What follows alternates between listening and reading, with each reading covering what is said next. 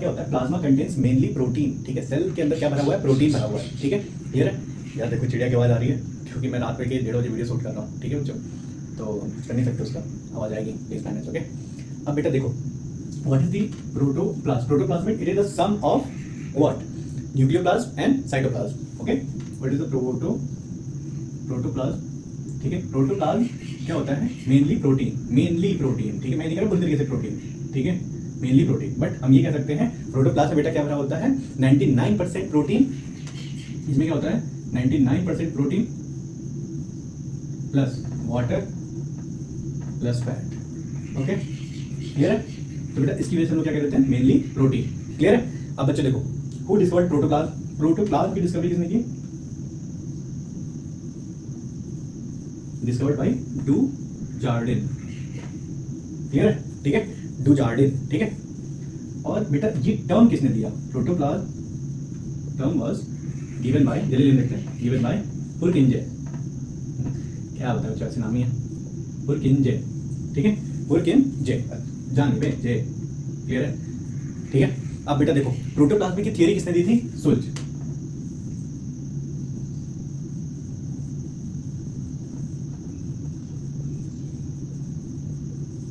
Z है, Z. Clear है। तो बेटा ये था बेसिक टर्म्स जो प्रोटोप्लाज्म के बारे में। तो सेल के अंदर के फ्लूइड को हम क्या कहते हैं, प्रोटोप्लाज्म। प्रोटोप्लाज्म मेनली क्या है बेटा, प्रोटीन। इसके स्टेट ऑफ मैटर से कंफ्यूज मत करना कभी भी, ठीक है। That is mainly protein, protein plus water plus fat, ठीक है। तो दैट इज द प्रोटोप्लाज्म। तो protoplasm discovered by Dujardin, term was given by Purkinje and theory was given by Schultze. Clear है बच्चों, ठीक है। अब हम आगे चलते हैं। हमने क्या पढ़ा था कल, सेल के बारे में पढ़ा था, ठीक है। क्या पढ़ा था बेटा, सेल। अब बेटा देखो, अगर कोरोना वायरस समझना है बेटा तो सेल तो जरूरी है, ऑब्वियस है समझना, ठीक है। एक्चुअली में क्या होता है कि सेल है, इस चीज आउटर मेम्ब्रेन क्या कहते हैं, cell membrane. Cell membrane, cell membrane क्या करता है बेटा, ठीक है, that is the cell. Cell के अंदर सारी चीजें बना रहा हूं मैं बार बार, ठीक है। सेल मेम्ब्रेन क्या करता है बच्चों, it gives shape to the cell, ठीक है, gives shape to the cell. Clear है, क्लियर है बच्चों। और सेल वॉल का क्या काम होता है, आपने सुना होगा सेल वॉल, ये होता क्या है बेसिकली। देखो बच्चों, जब हम लोग एनिमल सेल, प्लांट सेल पढ़ेंगे तब वहाँ पे हम देखेंगे कि सेल वॉल किसमें होती है, किसमें नहीं होती है, सारी चीजें। अभी हमारा कंसर्न है कि what is the cell wall, ठीक है। सेल मेम्ब्रेन के बाहर भी कवरिंग होती है, उसे हम लोग क्या कहते हैं, सेल वॉल, ठीक है। It provides strength and rigidity, ठीक है, टू द सेल। क्लियर है, क्लियर है। तो सेल वॉल क्या करता है बेटा, स्ट्रेंथ एंड रिजिडिटी देता है किसको, सेल को। क्लियर है। सेल मेम्ब्रेन का काम होता है शेप देना, सेल वॉल का काम होता है स्ट्रेंथ देना, उसको ताकत देना, ठीक है। तो अब बच्चों देखो, कोरोना वायरस का जो गेम है ना, ठीक है, तो चाहते हो तो मैं अभी बता दूं तो मैं बता दूंगा, ठीक है। सेल वॉल के बारे में अगर बात करें तो सेल वॉल एनिमल सेल में अपसेट होता है, प्लांट सेल में होता है, ठीक है, बैक्टीरियल, फंगल, इन सारी चीजों में क्या होता है, सेल वॉल प्रेजेंट होता है, ठीक है। क्लियर है। तो सेल थियरी के बारे में हम देखेंगे, हमारे क्लास में है सेल थियरी है, ठीक है। तो cell theory was given by, who give the cell theory. देखो बेटा, ये सारे डिस्कवरीज वगैरह ना आपके ऑब्जेक्टिव क्वेश्चन में आ सकते हैं एक नंबर में, ठीक है। सेल थियरी, देखो cell theory, what was the cell theory. Cell theory ये कहती है बेटा कि सारे लिविंग थिंग तुम्हारा किससे बने बेटा, एक सेल या एक से ज्यादा सेल से बने हुए हैं, ठीक है। और कहता है कि हर सेल एग्जिस्ट करता है अपने प्री एग्जिस्टिंग सेल से, ठीक है। जैसे सेल को हमने कैसे डिफाइन करता है, cell is a basic structure and functional unit of life, that is a cell theory, ठीक है। तो बेसिकली हर सेल क्या करता है, सेल थ्योरी को ऑबे करता है। हर ऑर्गेनिज्म सेल थ्योरी को फॉलो करता है, लेकिन वायरस नहीं करता बेटा।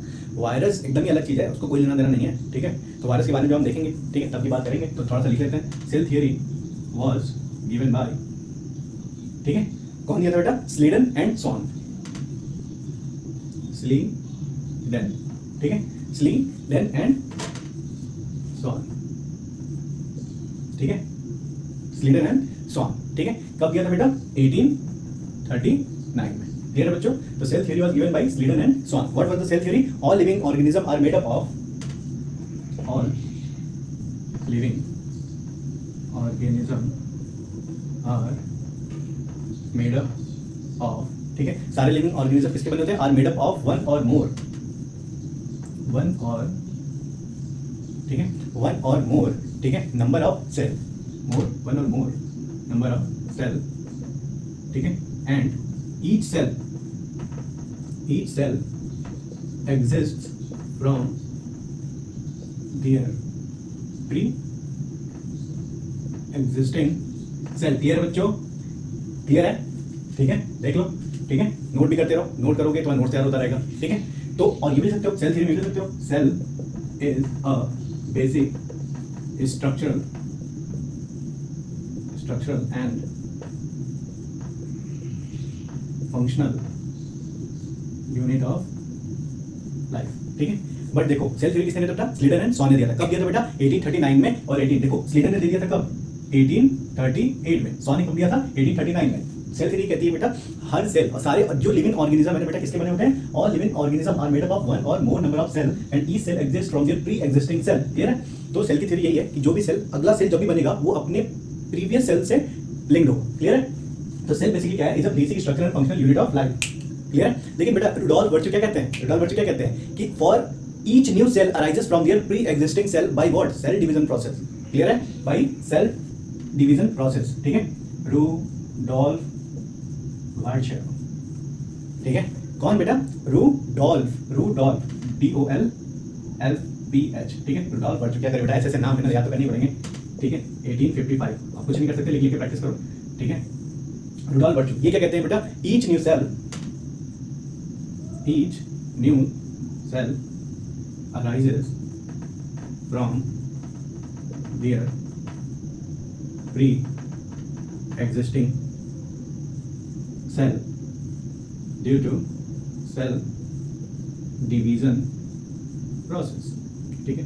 बेटा देखो सेल डिवीजन के बारे में तो हम अगले 1-2 क्लास 3 क्लास के बाद से डिस्कस करें, ठीक है। सेल डिवीजन प्रोसेस क्या है, ठीक है। तो इसी को क्या कहते हैं? मॉडर्न थ्योरी भी कहते हैं इसको, मॉडर्न सेल थ्योरी भी कहते हैं, ठीक है। क्लियर है? तो बेटा ये सब बेसिक डेफिनेशन है जो आएंगी, ठीक है। रुडोल्फ वर्च्यू ने ही बोला था क्या कि हर सेल अपने प्रीवियस सेल से एग्जिस्ट करते हैं नए सेल, लेकिन किसी वजह से बेटा सेल डिवीजन प्रोसेस है। क्लियर है बच्चों? तो ये नोट डाउन कर लो अपनी नोट्स में, ठीक है। अब देखो कुछ important facts about what? About cell, ठीक है, ठीक है। तो कुछ इंपॉर्टेंट फैक्ट्स देखो बताते हैं।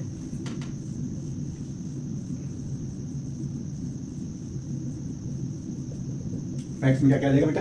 अगर मैं तुमसे पूछूं सबसे बड़ा सेल किस चीज का होता है, ठीक है। लार्जेस्ट सेल किसका होता है बेटा? ऑस्ट्रिच, ठीक है। ऑस्ट्रिच, ठीक है। ऑस्ट्रिच किसका होता है बेटा? ऑस्ट्रिच, CH है, ठीक है। ऑस्ट्रिच के एग का, ऑस्ट्रिच का एग बेटा बहुत बड़ा होता है, ठीक है। अब तो मुझे कमेंट सेक्शन में बताना बेटा कितने केजी का होता है ऑस्ट्रिच का एग, ठीक है। अप्रोक्सीमेटली बता देना। लॉन्गेस्ट सेल, अगर मैं तुमसे पूछूं कि लॉन्गेस्ट सेल क्या होता है बेटा? लॉन्गेस्ट सेल बताओ बेटा। लॉन्गेस्ट सेल हमारे ब्रेन का होता है, ठीक है। ब्रेन में क्या है? सारी चीजें न्यूरॉन्स है बेटा, ठीक है। जब न्यूरॉन्स एक दूसरे से जाके टकराते हैं बेटा तो स्पार्किंग होती है, हमारे में बहुत तेजी से काम करता है बेटा न्यूरॉन, नर्व सेल, ठीक है।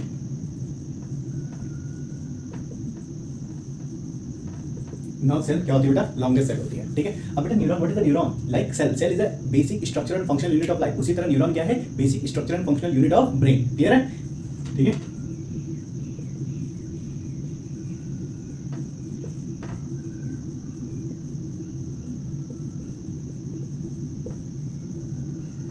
ठीक है, लॉन्गेस्ट सेल क्या है? न्यूरॉन, ठीक है। अब बेटा देखेंगे सबसे लार्जेस्ट ह्यूमन सेल क्या होता है बेटा?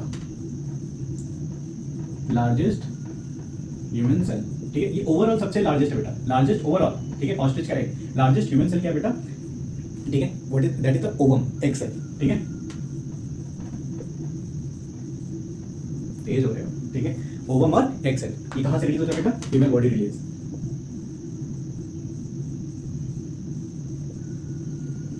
ठीक है। अगर मैं तुमसे पूछूं स्मॉलेस्ट, बोलो बे, ह्यूमन सेल क्या होता है बेटा? That is the sperm. Sperm होता है बे, ठीक है। मेल बॉडी रिलीज, ठीक है। क्लियर है? क्लियर है? अगर तुमसे पूछूं लॉन्गेस्ट प्लांट सेल, सब क्वेश्चन है बेटा, लॉन्गेस्ट प्लांट सेल, ठीक है। लॉन्गेस्ट प्लांट सेल क्या है? Fibre of ramie, fibre of, ठीक है, ठीक है, रैमी, ठीक है। क्लियर है? Fibre of ramie. अगर तुमसे ओवरऑल, ठीक है, ओवरऑल स्मॉलेस्ट सेल पूछे, स्मॉलेस्ट किसमें? ह्यूमन सेल में। अगर तुमसे ओवरऑल स्मॉलेस्ट सेल पूछे तो किसका नाम बताओगे? बोलो भाई माइकोप्लाज्मा, माइकोप्लाज्मा। बच्चों जो क्लास में मैंने नोट दिया ना व्हाट्सएप ग्रुप पे जो शेयर करा है, ठीक है, उसमें PPLO के बारे में है, ठीक है। That is the smallest cell. इसी को हम लोग किस नाम से जानते हैं बेटा? PPLO, because it readily changes its shape, ठीक है बच्चों। तो देख लो, स्क्रीनशॉट ले लो, लिख लो अपनी कॉपी में, ज़्यादा अच्छा है, ठीक है बच्चों। तो ये सारी बातें थी इसकी सेल के बारे में और ये इंपॉर्टेंट फैक्ट्स थे, ठीक है, इसके सेल बड़े होते हैं, इसके छोटे होते हैं, सारी चीज़ें हमने देख ली बेटा, ठीक है। ये सारी चीज़ें लर्न करनी पड़ेंगी क्योंकि नेक्स्ट सैटरडे को जब टेस्ट होगा तो ये सारी चीज़ें मैं पूछ लूँगा, ठीक है, क्लियर है। अब बच्चों देखो, अब हम किसके बारे में बात करते हैं बेटा। हाँ, बीच में मैंने एक लाइन बोली थी, virus, virus do not obey the cell theory, why, ठीक है।